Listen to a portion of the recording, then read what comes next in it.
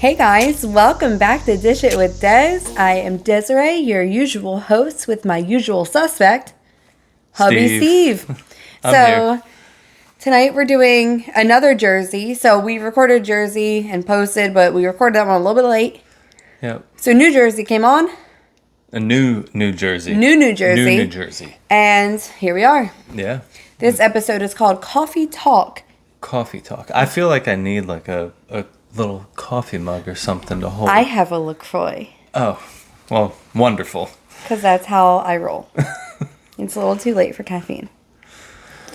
All right, so we're going to continue with this where I try to like narrate Des. You just keep the flow. Try to keep the flow going. Yeah, feeling a little sassy tonight too. Ooh, all right. Let's get into it. Okay, so this episode opens up. It's kind of slow moving in the beginning. The whole season has been slow moving.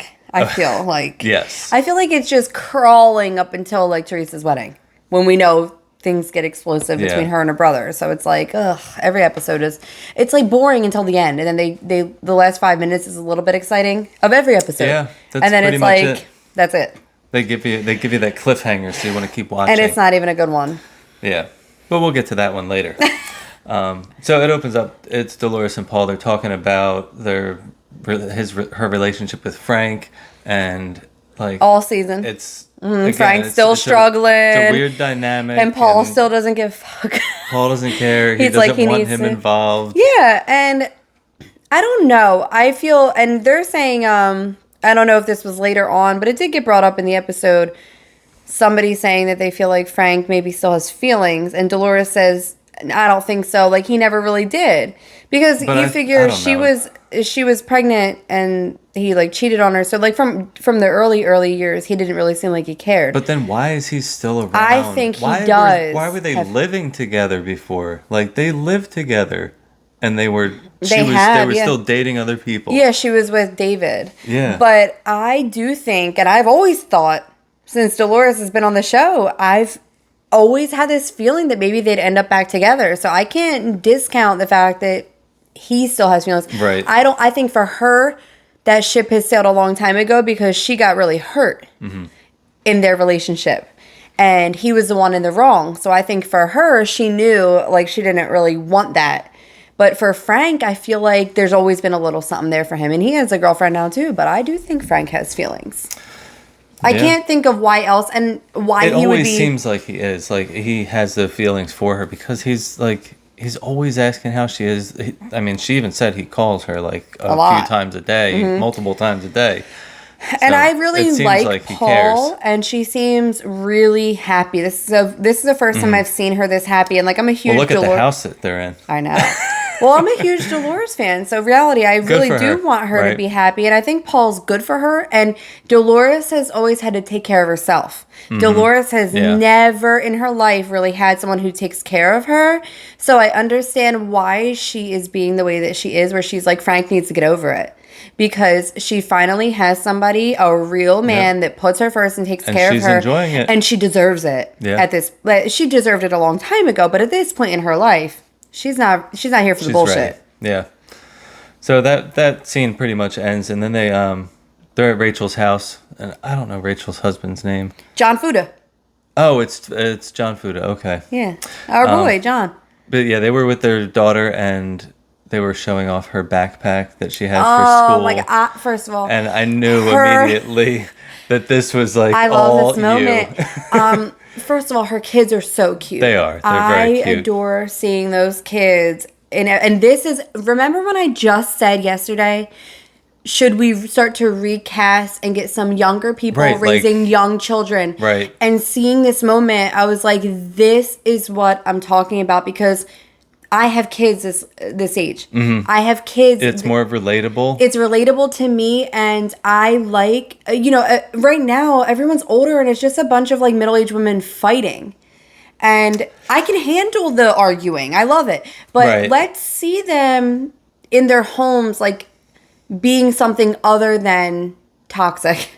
And bougie. Yeah, and I like Rachel a lot, but I liked this scene because I guess she's gonna go to preschool. She's starting preschool eventually here. Mm-hmm. So she has her book bag that has like her name on it, and she has like the bento box. Now, I saw this scene and I was like, "Oh my god, it's me!"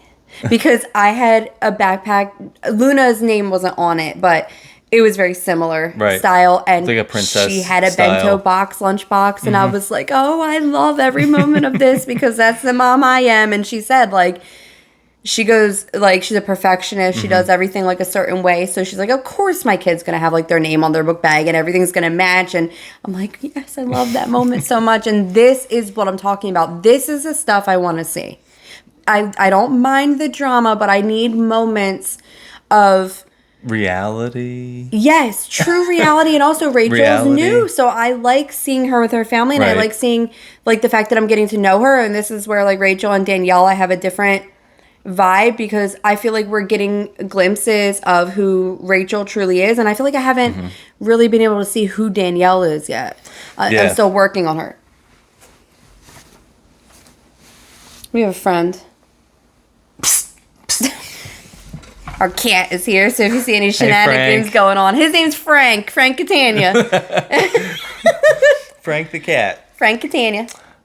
So after they were showing this little backpack off, they started talking about something that was new to me because I haven't really been following the show, but they started talking about John's son. So he has a son from another woman when he was like 18. Young. Very young.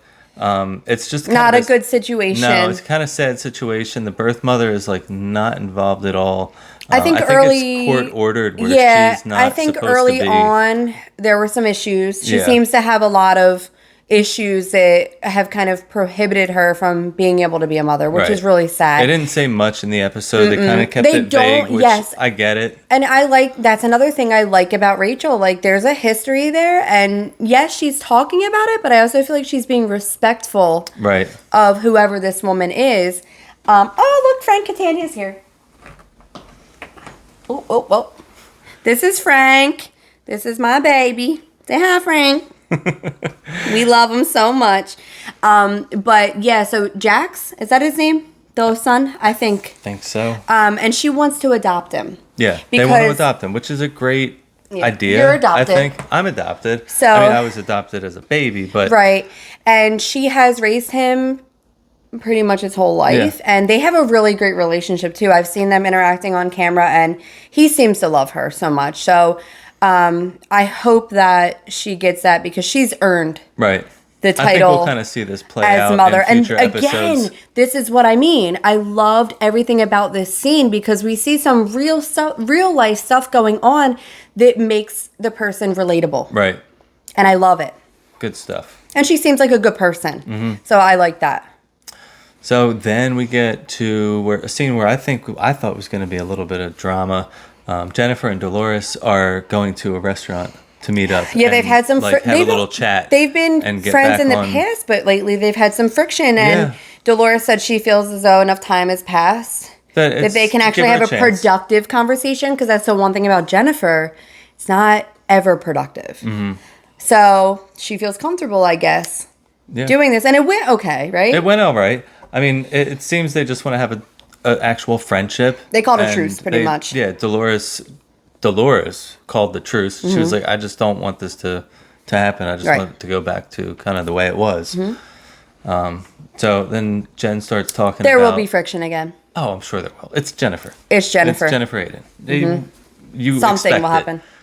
But then she starts talking about her relationship with Bill. Yeah. And how she's talking about it a lot to everybody. She's bringing it up to a lot of different people. And so it seems like something nothing came of it. They're still together. Listen, I read an article and I know I did that they were separated and I can't find it. I searched every It was on Facebook and I can't find it now. Now I know damn well that wasn't a dream. Because sometimes I have dreams and they're so realistic that I think, and now I don't know if it was a dream because I can't find this anywhere. Well, now if it happens, then you've predicted it. Yeah, they're not staying together forever. I already know that. I don't think so. Also, I know it's reality TV and they're supposed to talk about what's going on in their life. Right. But I feel like, in typical Jennifer fashion, she's trying to get like a little sympathy for herself. Go talk to your husband and figure it out. Yeah. Go to the pool house and have a goddamn conversation. Yep. Because she has now been talking. You figure she told Jackie. Now she's telling Dolores. And it's like, she's already told Melissa. It's like, it's enough. Help yourself. Instead of just talking about it, go do something. Well, she said she's fed up with it. So maybe. Okay, she's not going anywhere. She's not going anywhere. What did Margaret call her a few seasons back? She called her a concubine, right? Or was that Potomac? Are you getting Never mind. I think that was Candace calling Ashley a concubine. But I think Margaret did make some sort of comment about her, like, her relationship. And listen, I'm a stay-at-home mom. So, like, I'm not dismissing her raising 5 children as being difficult. I have 2. I know it's hard. Right. But you are not a millionaire. We work hard. And I am not just here because you fund the lifestyle that I want. You know what I mean? And I honestly think that she will never leave because she will not have the lifestyle she has. Right. I think she will tolerate. Find someone else in the mid. Do you think? No. You think she would just like? I mean, I'm sure she would love to find somebody else, but who the hell's going to date her? Well, not anyone. After like they were pretty much an arranged marriage. Oh. Yeah. Well, she's Turkish. So that's and that's their thing. That's like their culture. Is the parents have to kind of like find somebody for you, and even her brother, like a few seasons back, her brother was like set up with somebody, and I think he's living in like another country because that's where the girl lives, like in Turkey probably. Oh yeah. And I don't think that if Bill just met her out somewhere organically, he would have been like, "This is the one for me." You know what I mean? Right. I don't, and that's unfortunate because it's also a part of their culture. It's frowned upon to get a divorce. So a lot of people stay in an unhappy situation because they feel like they don't have another option. They're judged by everybody. The parents want you to be with somebody who can take care of you. And Bill is a good provider. Oh, yeah. He can provide. And, you know, I wouldn't mind seeing Bill with somebody that would make him happy. I would be rooting for him more than her in that situation. Yeah. So they kind of wrapped this whole conversation up. The last thing that they were talking about was that Jenn wanted to have a Turkish tea reader, like a psychic reading with tea where you drink it and then like the tea leaves are in the bottom and it leaves like designs and the person can read the designs. But she already knows everyone hates her. Right. And she's like, well, I don't think we should have it at my house because nobody will come. Right. And Dolores says that she'll have it at her house so it's on neutral grounds. Yep. We'll get to that later. Yeah, we'll get to that later. That was I have a lot of thoughts. That was fun. So then we're kind of seeing Joe and Melissa at their new house that they're building. This is going to be a really nice house. And this is why Teresa's a hater. Yeah. I would hate her too. She was my sister-in-law. I wouldn't though. I would love her. But this house looks, I mean, it's good. It's like the house of my dreams. So selfishly, I'm like, keep showing me this building process. Yeah. Keep me in the loop. You know what I liked is she saw some molding that she didn't like, and she said for him to rip it off and send it back to the 90s. Yeah. And I was like, oh, so me. Like, no. And he told her he's leaving it, but Melissa will get her way. That molding is not staying. No, that'll be gone. And she has to take it off herself. An impeccable eye for design. She does. She does really well with her design, even in the house that they are in now. Yeah, her store, everything is always designed very well. So what she says goes. Yeah. So then you kind of see Danielle and Teresa FaceTiming. I'm so sorry if I'm looking all over the place. There are a lot of cat shenanigans going on. It's only 2 cats, but they are shenanigizing together. You know, it's late. Right. So they're coming out. So if I'm like, just know, it's Frank Catania and Arthur. Why are you laughing like the cat? The cat's name is really Frank. It is. And I call him Frank Catania all the time. He's laughing like I'm making up this name. That is the cat's name. It is. It's Frank It started as Frank Gallagher. But now it's been Frank Catania. Yeah. He fits better. It does. He cares a lot. He's a very caring, caring cat. Anyway. So these scenes are kind of flipping back and forth. And as usual. Danielle and Teresa FaceTiming about, and then Teresa's just kind of telling the story about the brunch. This is where Teresa's sick, right? She's saying she's not going to be able to go to this Was it the tea or was it something else that she can't go to? It was something else, I thought. No, it was the tea. Yeah, she didn't go to the tea reading. Because she got tested positive for COVID. Yeah. I don't believe it. No. But it's an easy out, especially in these times. I think it was a way out. Yeah. I think she had a little sniffle and accentuated the situation. But right.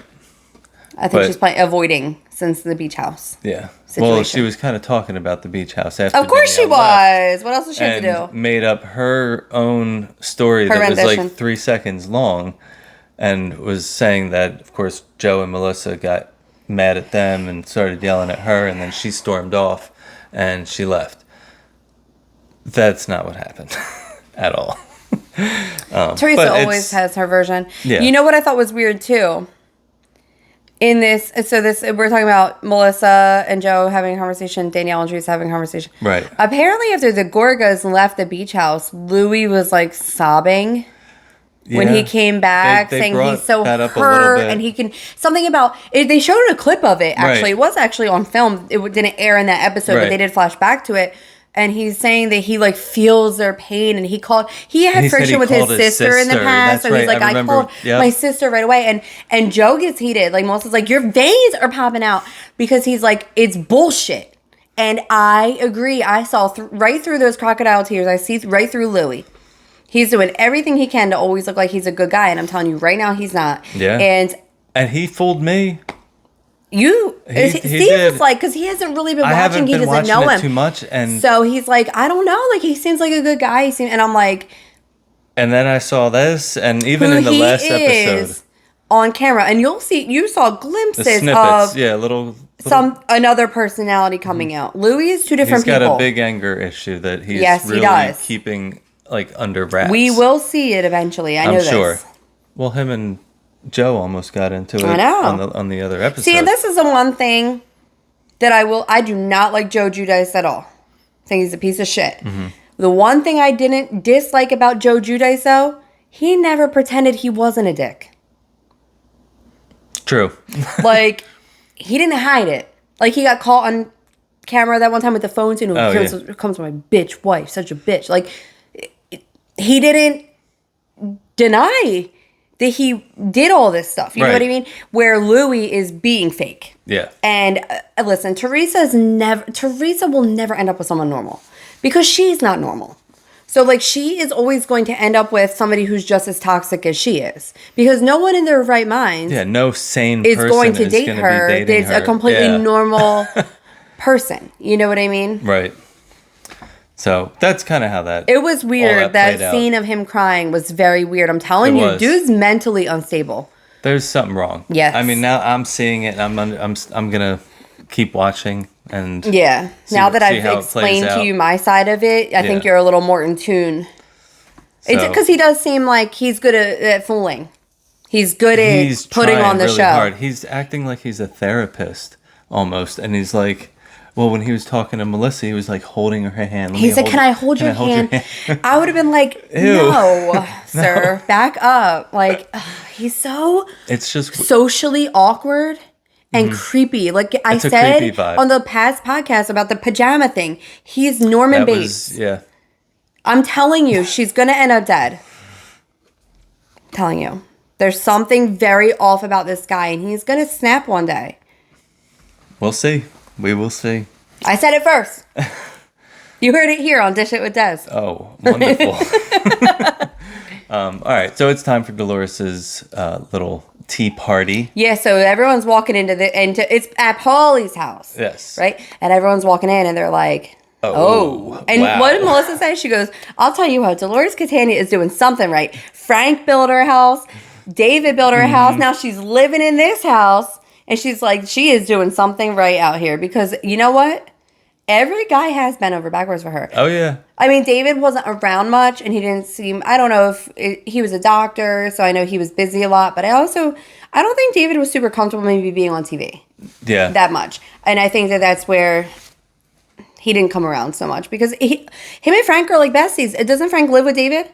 I know he did when he got hurt, like he had surgery, and he stayed at David's, and David was taking care of him. Again, very and odd this dynamic is why with he's Dolores' having a hard time with Paul, because that was like Dolores's pretty serious relationship, and David kind of allowed Frank to be the third wheel, and Paul's like, no.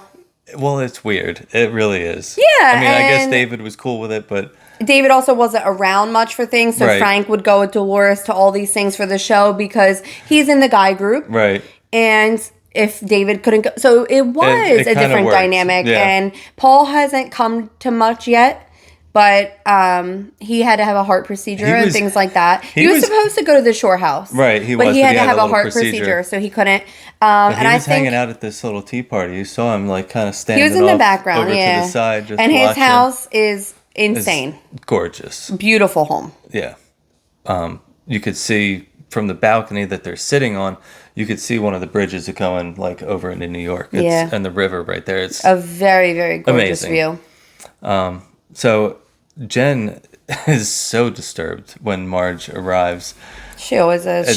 Because she knows that Marge will come for her. Yeah. So you could, as soon as Marge enters, you can see her like, there's always attention. Yeah, she gets and then they sit on tense. opposite couches or something, and she says like, because Jen Fessler doesn't want to be in the sun, so she's like, there's more shade over here, and then she's like, no pun intended. And Marge is like, So Melissa straight up asks why Dolores and Jenn are hosting this party together. Yeah, because they haven't been getting off. So she's like, what is this? Why are you two doing this? And then Dolores says like they did the lunch thing and kind of called a truce. Right. There's a very, well, we'll get there. We're not there yet. Right? What? The awkward moment inside. No, you just keep going. Not yet. I have a lot of feelings about this moment. Well, they're getting ready to do this Turkish reading. They're outside still, right? And are they talking about Danielle? Again, because they still don't believe. They're talking about Danielle. None of us believe her story, but that's all there is to it. Right. Not that we don't believe her. It's just that it feels like there's a little more to it. So that's a topic. This is what I mean, though. Do you see what I mean? It's every episode, and it's the same thing, just at a different location. Right. And it's like, I get it. I'm fucking sick of hearing about Danielle and her brother. Like, I wish she never brought it up. Honestly, I wish she never brought it up because it's like beating a dead horse. And I mean, I don't know what they're going to get out of her. Nothing. She's never going to give more than what she gave. I don't think. No. If there's more of a history there's more to that story. There's something that she doesn't want said, and she's not saying it. Right. It's gonna, and I don't see her brother coming out and saying what it is because that's going to create more friction with the family. So I don't see him. I don't know though. If it were me, even sibling or not, and they were out here telling their side of the story and it wasn't the full story, I maybe would want both sides out there. So I don't know. I don't know how that will go, but I am sick of hearing about it. So let's move on. Enough about Danielle and her brother. Yeah. So I mean, that's still the topic of conversation. And then Danielle gets there, and nobody kind of like. It's awkward. I think Marge even says, like, by the way, she's here. Because they're talking. Yeah. Marge is good for that. When they're talking about somebody, she's the first one to notice when, and she goes, and by the way, they're here. Like, and she'll just throw it in so that everyone knows, like. Oh, what did she call her? What? She gave her, like, this little nickname. Marge did? Yeah. Oh, I can't remember. I'm going to have to think about it through. The bougie bitch? Or something? Something like that. Like the bougie bitch is here? Yeah, I don't know. She gave her a little nickname. I'll have to. Marge is funny with that. Yeah. But then everybody gets up and like they all go inside. Frank. And this is where that awkward moment happens. I hated every second of this. So not Dolores. I did not mind Dolores. It was dumb shit over there with her big ass mouth. Y'all already know. Go ahead, explain it. So they're all kind of just gathering inside, and then it was Jenn that kind of stopped everybody and said that they have an announcement. She's so awkward, dude. And so apparently Teresa called them, and Teresa was meditating, and this vision came to her in her meditation that Dolores and Jenn were walking down the aisle at her wedding. All right, so this is what this is. Dina Manzo was supposed to be in the wedding.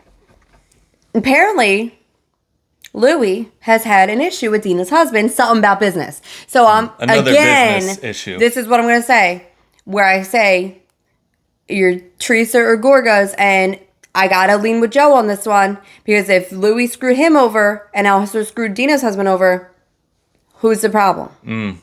Very true. Okay? So Dolores and Dina do not like each other at all. So like when Teresa had her engagement party, obviously Dina was there because she was supposed to be in the wedding. So Dolores wasn't even invited to the engagement party. Now this is supposed to be one of Teresa's best friends too, Dolores. Yeah. And now all of a sudden, she's not cool with Dina.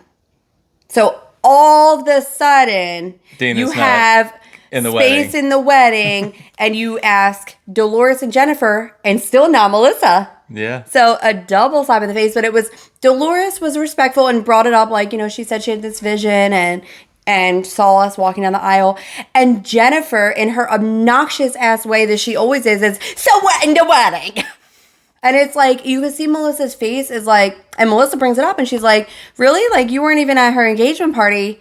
And she goes, because like Dina was there. So like now all of a sudden Dina's not in the wedding and like you are. And they asked Dolores in the confessional, do you think you're in the wedding because Dina's not in the wedding anymore? And she goes, I'm not talking about Dina, and I'm never giving her any attention. Like, I don't know what exactly happened between Dolores and Dina. And it's weird because like I liked Dina, but I know Dina doesn't get along with like Caroline and stuff. Like her, like this is like that's her family. So right. I kind of liked Dina, but there's got to be something with her that people don't like her. Like Caroline Manzo didn't like her.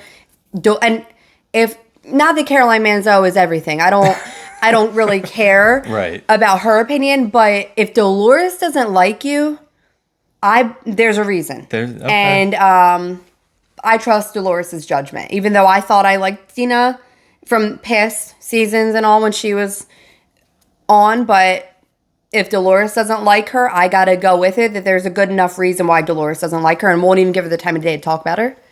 There's something there. Yeah. So that's awkward. And I really, honestly, just felt so bad for Melissa in this moment because you could tell it's like, it bothered her. It's all bothering her, but I think it's also the way Jennifer presented it was like a very slap in the face. Over the top. And her and Melissa are cool now, so I'm not saying that she did that intentionally. That's who she is. That's how she acts. Right. It's annoying, and I saw it all over Melissa's face. And Melissa, I think, said in her confessional, it was very convenient to have this vision now that Dina's not in the wedding. And right. She goes, there's just a very convenient time to be meditating and have a vision. And also, if Teresa meditates, then I don't think meditation's for me. Because I haven't seen it helping her at all. No. Or she's not doing it right. Maybe she's not doing it right. She's not doing it right because she should be a little more zen. She's not zen when. No. All right, so then the cup reader finally arrives. Our psychic. This psychic looks a little... Suspect. But you'll start seeing why it's suspect. This reading was about as credible as Allison Dubois on Real Housewives of Beverly Hills years ago. Crock of shit. Oh. Pot stir with no real info. Right. Okay. So, of course, the first cup they read is Dolores's. Mm-hmm. They make it seem, this is the thing, Dolores's cup was pretty simple with like something that could potentially be something happening in the future, such as a ring. Right. And you see Paul. But they started off with that, I feel, to make it seem like, oh, she probably, is accurate. Mm-hmm. That seems like, but it went left really quick. It did. Okay. So then we get to Marge, and I knew it was going to be good when, even, like, I just knew when they said Marge, this is Marge's cup. From the moment... It was Marge. Jenn looked guilty. Yes. To me. Yes. So I don't want to say that it was definitely Jennifer. I wouldn't put it past her to have given the psychic some ideas of like topics to bring up. It is convenient that Teresa is so sick and Jennifer knows the psychic through Teresa. So Teresa could have fed her some information prior. I mean, she was definitely fed some information. She was fed some information. Could have been production. Could have been. Just to meddle. Yeah. But there is no way when it came to Marge, Jennifer, and Danielle, that this information organically came to this psychic. Right. Certain words that are said, ways things are said, it is obvious she knows something. Okay. Go ahead with Marge. It's obvious. Mm-hmm. So Marge's cup was red, and the lady says she saw a person that they were really good friends with when they were younger, and there was a falling out, and it looked like there was a woman starts with an L, a knife in her back. So we already know that this is this girl Laura that Marge is not friends with, and that Teresa and Jennifer had been hanging out with to get info on Marge and dirt. And at this point, Jackie's in like tears. She's cracking up. Jackie's a little cynical, so I don't think that this psychic reading is something that she's taking seriously. And I don't disbelieve in psychics. I just disbelieve in this one. This doesn't seem this very is not credible. an authentic reading. The information is not like vague enough. And sometimes they're pretty specific, but it's like the way that it's worded. And when we get to Jennifer, the wording gets even more suspect for me. She wraps up Marge's with saying that and she says something that they will reconcile in the future. And Marge is like, absolutely not. No. And knowing Marge, absolutely not. It's not going to happen. Then we get to Jennifer, and it gets even more laughable. And at this point, when we get to Jennifer, like Jackie, Jen Fessler, Melissa, like they're all giggling. Because they're all like, this is... Yeah, it's weird. So Jen started out with the psychic seeing her husband and that good things are going to come and things are going to get better. Your husband really loves you. And your husband loves you. So I guess that's to put on an act for the rest of the girls. Or make them think that it's going to get better. Was to kind of, I think, distract from the next thing she was about to say, which we knew would not have ever come organically, the word endorsements. Right. So a few episodes prior, Marge made a comment that like no one would ever endorse Jennifer. Right. And I agree. As a business mind, Jennifer Aiden would be a liability to a company over being beneficial to a company. She's going to get them in trouble in one way or another. She has fans. Yeah. But a majority of people don't like her. So when this lady says endorsements, that's it. And she's trying to justify it. And she says she literally could read the word endorsements in the cup. Let me see the cup. Let's see the cup. I want to see endorsements. Because I want to read endorsements in that cup too. I have a little bit of psychic abilities, and I want to know if I see endorsements in that cup. And she's saying that... I'm sorry. It's so funny because it's so false. That she gets lots of offers for endorsements all the time, but this is a psychic. Right. But you have to turn them down because your family comes first, and that would take away from spending. Why is the psychic telling her this? Jennifer will ditch those kids any second she gets. Any chance. And Jennifer is all about the clout. She will do anything for attention. So if she's not going to turn anything down. But no business wants a Dr. Seuss character as the face of their business. No. Okay? Definitely not. So everyone believes this whole thing was a setup. They literally asked Jennifer, right? Melissa or somebody says, like... what is this, a setup? They said, like, Jennifer, did you, like, talk to her before she came in? Like, they literally accuse her of... And I would too. And that's a very huge... That is something Jennifer would do. Like... That's not something I would put past her. Yeah. And then when we get to Danielle, it's even more obvious that somebody gave her information because guess what the topic was? They're definitely having to see her brother in this cup. Of course. And she says eventually the anger will subside and you guys will come back together. I mean, come on. Yeah. It's family. And Danielle was crying, which... Well, her dad is very upset that they're not talking and stuff. So, like... I could be like, oh, your brother, but eventually you guys will come back together. Anybody could see that. Yeah. Because inevitably that is probably what will happen. Come on. That's not real psychic. No. Watch some Tyler Henry if you want some real psychic abilities. Yeah, like, come on. Anyway, it was a crock of shit. Just like Alison Dubois telling Kyle that Mauricio would never fulfill her emotionally. And, like, they're doing fine. So she was... This lady was at least professional seeming. She was, I mean, she tried to hold it together. Because they were like visibly laughing. She said, she was like, it's okay because it's not for everybody. Like, not everybody is open to it. And it was like, and then they all start arguing and she gets up and leaves. Right. She goes like, she got up, my time is up. The girls are arguing and Dolores stands up and says, I love y'all, but it's time to go. And on that note, I agree. Yeah. It's time to go. Time to go. Until next week. See y'all later.